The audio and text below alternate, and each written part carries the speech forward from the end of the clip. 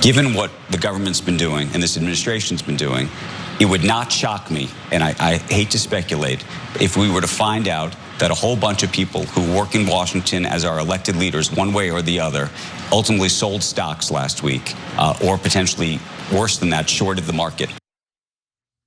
CNBC's Andrew Ross Sorkin may have been onto something when he shared his suspicion that government officials and elected politicians might have been gaming the stock market or gaming a stock market crash in order to, cash in, doing it to their advantage. Because new reporting from Sludge has found that Congresswoman Marjorie Taylor Greene has been making some pretty fishy trades, Cenk. Interesting. Yeah. And the timing of the trades are also very curious. Yes. So I'm going to tell you how what scenario those trades might make sense and what scenario they don't make sense. And then we'll see which one Marjorie Taylor Greene fits into. So look, you probably won't be surprised to find that publicly, Marjorie Taylor Greene has been very supportive of Donald Trump's trade policies. She posts about it on X. She's done so repeatedly. I'll give you a taste of just a few of her posts. In one example, she writes, "America first means American workers first. These tariffs are Liberation Day for steelworkers, auto workers, and every forgotten small town. Empty factories will be full again. President Trump is bringing our economic independence back." Now that's a common message that you'll hear from Trump supporters, certainly those closest to him and elected lawmakers as well. I'll give you some more examples. She writes, "The COVID vaccine experts and couch stock traders need to take a look at the history of the stock market. They didn't care when the stock market was down big under Joe Biden's America Last policies.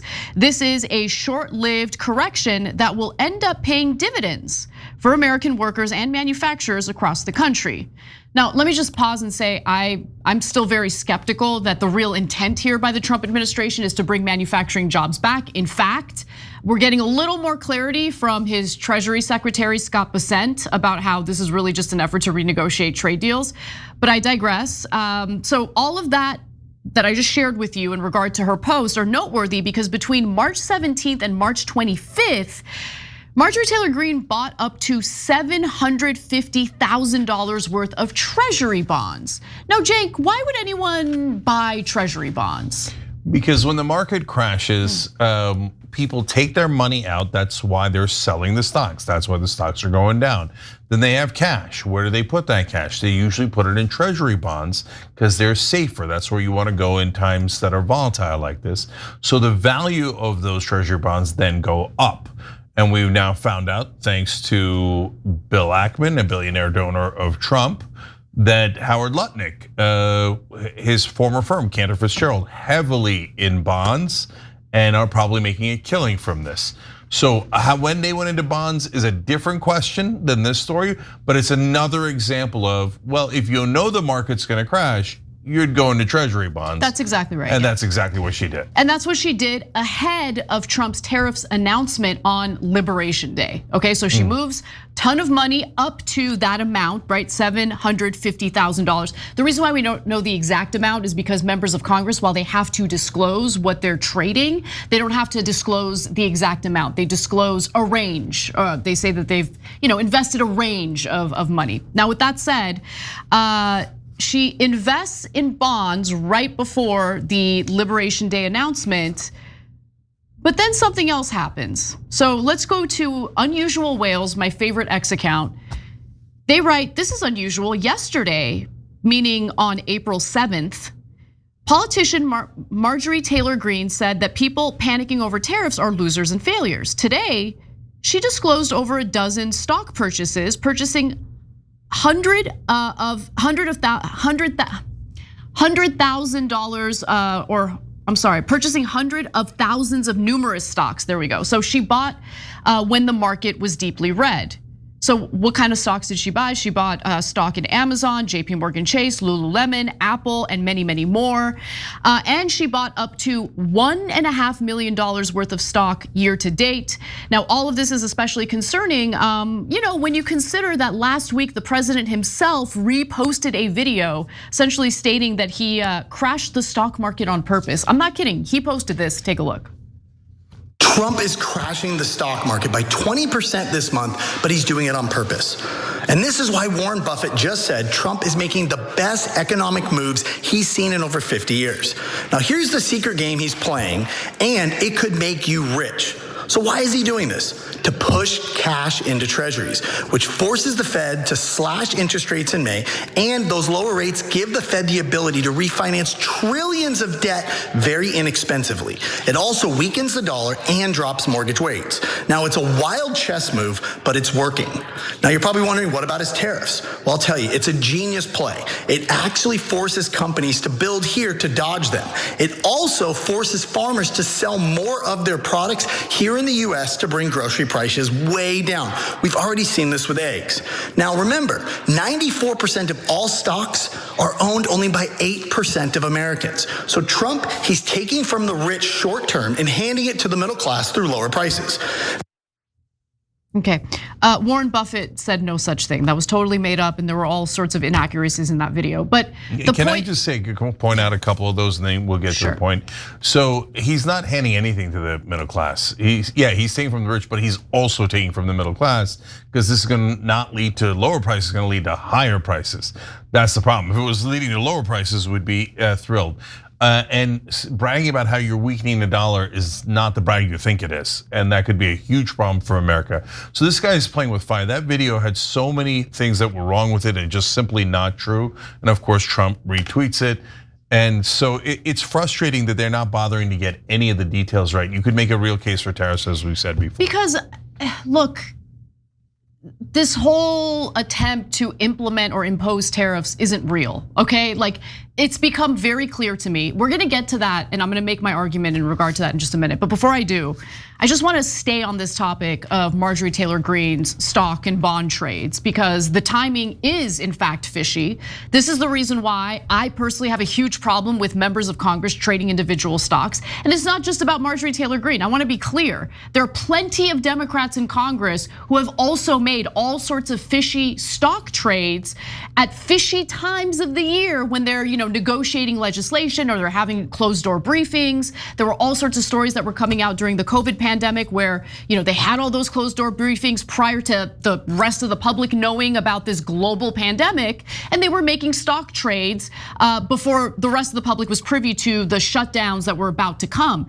So this is not a Democrat versus Republican thing. This is a corruption thing that is rooted deeply in the halls of Congress right now. This is a big problem, in my opinion. And I remember, Cenk, you and I, after the show yesterday, looked at how the stock market had rebounded a little bit. And I remember we looked at each other and said, they know something that we don't know yet. Yeah, but to be fair, it's gone up and down so much now that that it's possible that they don't know either. Look, guys, there is no single they. There's a lot of different factors, and there are people who sometimes drive the market up and down based on giant options trades, long positions, short positions. That's when you bet in favor of something or bet against something. And so, but I want to break it down to things that are super simple and accurate. So Warren Buffett was mentioned in that video, so he's a good example. So he didn't say this was a brilliant move. In fact, he said the opposite. He's like, look, he's like, Trump is playing around with tariffs, that's playing with fire. So I think it'll hurt the stock market. So I'm gonna get out, get in cash. And then when the market's low, I'm gonna buy again. And that's classic Warren Buffett. Buy low, sell high, right? And no one else has the foresight to do it and the temperament to do it, and that's why he's been so successful. So there's nothing wrong with that. That's just anticipating Trump and being right, okay? So if that's what Marjorie Taylor Greene did, hey, you know what? I'm seeing everything that Warren Buffett is seeing and everybody else is seeing publicly, and I think this is the direction it might go, and I'm gonna go in that direction. Now, there's a second scenario, which is, no, she was in a meeting at the White House and she knew that Trump was going to do tariffs that were super steep. She walks out of that meeting and goes straight to buying Treasury bonds, right? So I don't know which one of those it is, and it didn't have to be at the White House. She could get insider information. That goes to the main point that Anna's making and we've been making on the show for a long time. That's why it's problematic for members of Congress to trade stocks. Yeah, individual stocks, yep. Yeah, and so look, I could find exceptions. I could do we could have a reasonable conversation about what are the parameters of that. But what we have now is wild, wild west. They're privy to information we are not privy to. and then they can just go trade on that, make millions, sometimes billions of dollars, depending on how much money they have and resources they have. So here's why, like, Elon got killed on this tariff deal and so many others did, because it actually was not easy to predict. Because the question was how steep are the tariffs going to be? Because if the tariffs were relatively light, the market had already priced that in, and it might have even bounced up a little bit if they were light. But instead of it being light or moderate, they were drastic. And so if you knew they were gonna be that drastic, then you could make a killing like Marjorie Taylor Greene did. Whether she knew or not, we just don't know yet. But are these the actions of a person who knew? Yes, but she just might have guessed and been right. Now look, there's another point of evidence that I want to bring up, because there's what the Trump administration was saying publicly and the conversations that they were having privately. Obviously, privately, you're gonna get more clarity on what the intentions are here. Are these actual tariffs that the Trump administration plans to not only implement, but keep in place?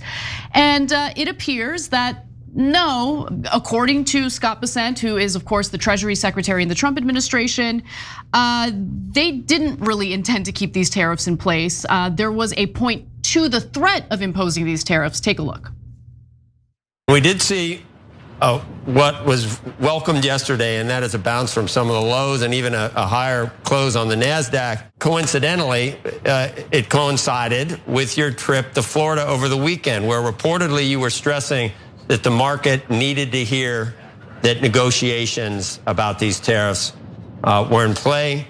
Lo and behold, we did see a bounce. It's not a fair assessment of what happened over the weekend. I went down to see President Trump, as I do many weekends, and I can tell you it's all President Trump's decision.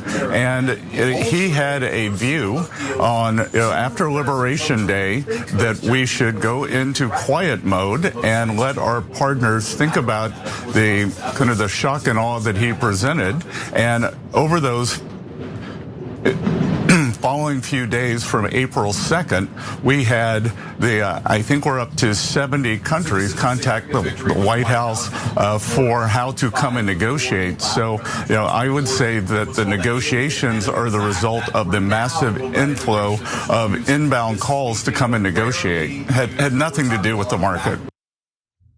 So these astronomical tariffs that Trump announced on Liberation Day was meant to inspire so much shock and awe that dozens of countries, 70 countries, have now turned around and reached out to the Trump administration to renegotiate trade deals. And that was the intention all along, clearly. Why else would Trump tell him, let's just keep things hush hush for the weekend, have these various countries that we do trade with freak out, so they come to us and we can negotiate better trade deals. And by the way, if that's the case, fine, that's the case. My question is, how many Republicans in Congress were privy to that information? Yeah, so look guys, I'll tell you my thoughts on what's gonna happen next, but there's some really important questions in there. So which one is it? Is it we're staying in for a long time to rebuild manufacturing and these tariffs are gonna last for years and years, or it's a negotiating ploy and we're going to just get some reductions in tariffs from the other countries and we're going to take these tariffs off? It can't be both. I know that people supporting Trump keep saying, no, it could be both, it could be both. No, it can't. Like theoretically, he could leave in strategic tariffs and take away the tariffs that were just for negotiation. But he's shown no indication that he's doing that. There's no plan, there's been no talk of a plan. And what most of the critics are talking about, including Trump supporters, are where's the frickin' plan? Which industries are you protecting? Or which ones are you gonna keep? Which ones aren't? He doesn't have a plan. He doesn't have one. So look, here's my actual assessment. And I understand what you're saying about Bessent. Yeah. And Bessent definitely wants them to be temporary. He wants them to be temporary. It's very clear. Look, he says, that's a mischaracterization of what happened over the weekend. I don't believe him at all. I think Bessent, he's kind of like me. He has difficulty not wearing his heart on his sleeve, right? He's just too obvious that he doesn't like the tariffs. Okay. Yeah. Can I say? I'd love to play poker with Bessent. I mean, he's a great investor and all that stuff. But you're right. I think the guy is the worst poker face. And to me, the most telling part when he was like, "This was all Trump's idea." Yeah, 100%. Okay. Now 100%. remember, Trump makes the decisions, not me. Not me. Okay. And I hope to God these are temporary. I mean, we'll see how it goes. So look, so Bessent wants him to be temporary. And remember, this is my theory, right? My theory was that everybody was in on this and it was all good to go. You do some light to moderate tariffs, pretend they're gonna raise $6 trillion, meanwhile beat up the other countries, and then say, oh, there's a little dip in the stock market. Oh, it's a perfect time for tax cuts because we don't need the $6 trillion anyway. The tariffs are gonna raise it. And look, the markets took a little bit of a downturn. Oh, those corporations, they need a picker-upper. So let's cut their taxes from 21 to 15%. Except there was one flaw in that otherwise really good plan to trick us, to trick MAGA, and to rob us blind, well, right? They ain't gonna trick us. Okay, no, I mean us as an American people, of course not us. So the flaw was Donald J. Trump, because he actually believes in the tariffs and he believes in both of those things. Yeah. And you say, well, you can't have both at the same time, but in Trump's head, you can. So if you asked him short term or long term, he'd be like, both. They're gonna negotiate. We're gonna get 0 tariffs. We're gonna get $6 trillion in tax cuts. Most of it is gonna go to me, okay? But then afterwards, we're gonna keep them forever anyway. Well, that's contradictory, but he doesn't have a plan. That's why the Bessents of the world are so frustrated. They think, well, I mean, he won the presidency twice. Obviously, he's gonna have a plan. Then they go inside and he's like, let's say 104% on China. And Bessent's like, what? 104% on China? Are you?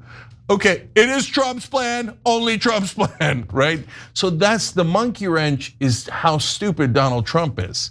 Like they almost had this. It was kind of a great plan to rob us blind, but he ruined it with these mega tariffs. Yeah, well, look, I think that and I have a little bit of a different perspective on this, because he was under the impression that if he threatens our trade partners with these astronomical, insane reciprocal tariffs, which I think we've adjudicated that they're not really reciprocal, right? The numbers are insane and they're not really based on anything that makes any sense. But nonetheless, the idea was, let's scare the crap out of them, right? That's what Trump does. He acts crazy. He freaks others out. And others are so scared, they're like, let's just try to work something out here before things devolve. You get what I'm saying? And it appears that's what's been happening. If you take what Trump is saying about the 70 countries coming to him to renegotiate at face value. Well, that's what I was gonna say. And I question that, Yeah, because that's the other thing I wrote down as Bessent was talking. He's like, 70 countries have reached out to us. And some countries have, to be clear. Japan has, for instance. Obviously, Israel has. They can't handle a 17% tariff, even though. Yeah, go ahead. So no, and as he said that, I was like, have they? And the stock market bounced up maybe on news that we were going to get these deals. I don't think they have. I'm not even sure about China and Japan, because China's saying, hey man, let's roll all day, all night. Yeah, China. And now I'm gonna block American movies, and you wanna roll at 54% and threaten 104%? I'll threaten the same exact thing. China doesn't look like they're moving at all. You're right. And based on the stock market, why would they? Like, I think if I want Europe to give us 0% tariffs. If it's a negotiation ploy, even with this giant, terrible thing, etc., and he withdraws all of them and us in Europe go to 0%, great. I actually agree with Elon on that, okay? But if I'm Europe, why would I do that? Why don't I just join China, BRICS, that's India, Brazil, etc., and Russia, and Japan and South Korea? And why don't we all squeeze America until they give in instead of the rest of the world? Their stock market's down, the prices are about to skyrocket. People are gonna be super mad. His Poland's gonna go in the tank. Like, they'd be nuts to negotiate now. They have us exactly where they want us. I know. Because Trump went nuclear for no damn reason.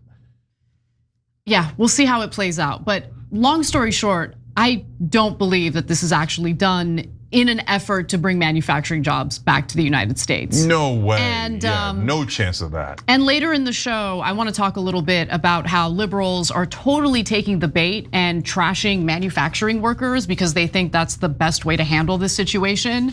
Oh no, Americans would never want to do these terrible lowly jobs that we look our noses down on. Don't do that. If you want to stop losing the working class, stop trashing workers. Every time you ring the bell below, an angel gets his wings. Totally not true, but it does keep you updated on our live shows.